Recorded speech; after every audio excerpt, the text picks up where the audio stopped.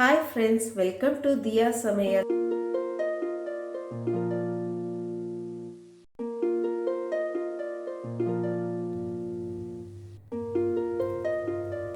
Hi friends, இன்னைக்கு என்ன ஸ்பெஷல்னா ரொம்ப டேஸ்டான அதே சமயத்தில் வீடே மணக்கிற அளவுக்கு ஒரு வெஜிடபிள் பிரியாணி தான் செய்ய போகிறோம்.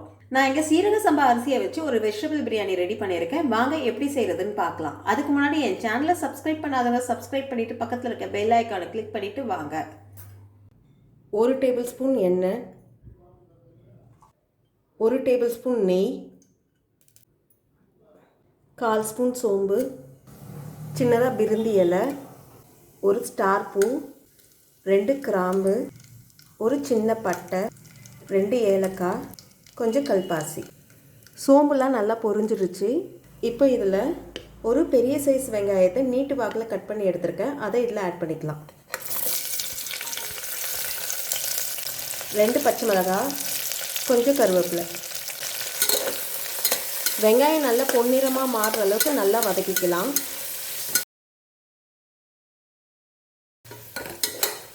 வெங்காயம் நல்லா பொன்னிறமாக வதங்கிடுச்சு.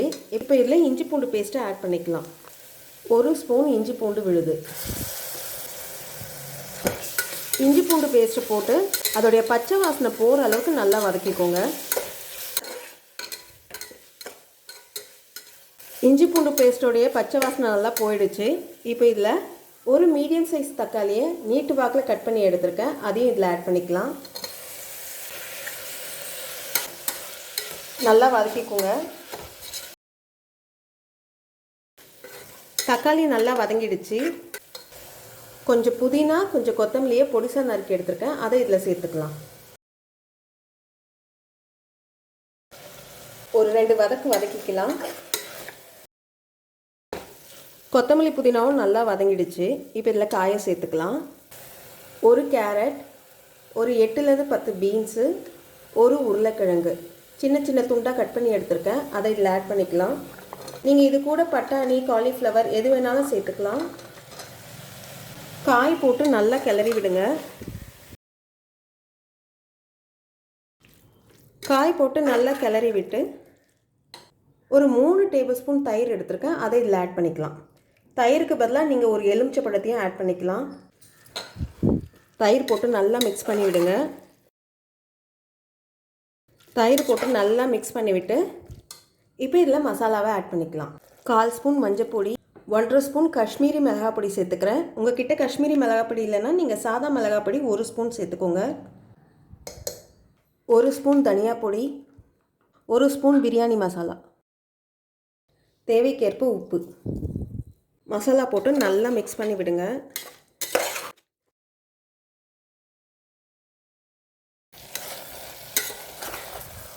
இந்த மாதிரி வரணும் நம்மளுக்கு.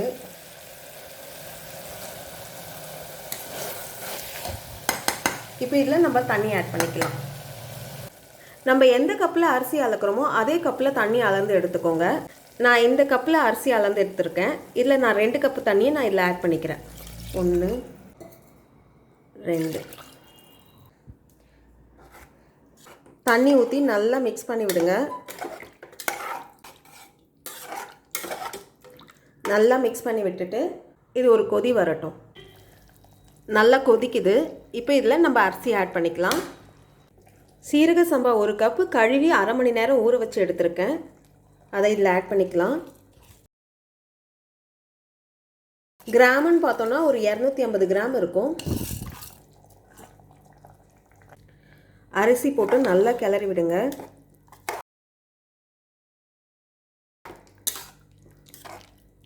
அரிசி போட்டு நல்லா கிளறி விட்டு ஒரு கொதி வரட்டும்.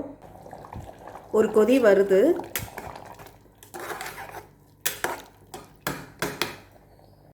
இப்போது 1/2 ஸ்பூன் நெய்யை மேலே அப்படியே ஊற்றி விடுங்க. குக்கர் மூடி போட்டு ஒரு 2 விசில் வரட்டும்.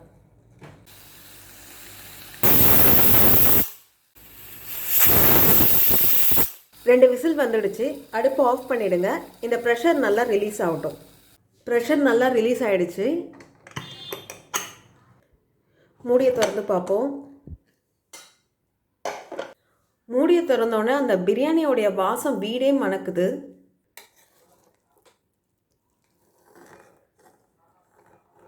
எந்த அளவுக்கு பாருங்கள் உதிரி உதிரியாக வந்திருக்கு. ரொம்ப டேஸ்டான வெஜிடபிள் பிரியாணி ரெடி ஆயிடுச்சு. இந்த வீடியோ உங்களுக்கு பிடிச்சிருந்தா லைக் பண்ணுங்கள், ஷேர் பண்ணுங்கள், அப்படியே உங்களுடைய கருத்துக்களை எனக்கு கமெண்ட் பண்ணுங்கள். இது வரைக்கும் என் சேனலை சப்ஸ்கிரைப் பண்ணாதவங்க சப்ஸ்கிரைப் பண்ணிவிட்டு பக்கத்தில் இருக்க பெல் ஐக்கானை கிளிக் பண்ணிவிட்டு ஆல்ன்ற பட்டனை ப்ரெஸ் பண்ணுங்கள். நன்றி, வணக்கம்.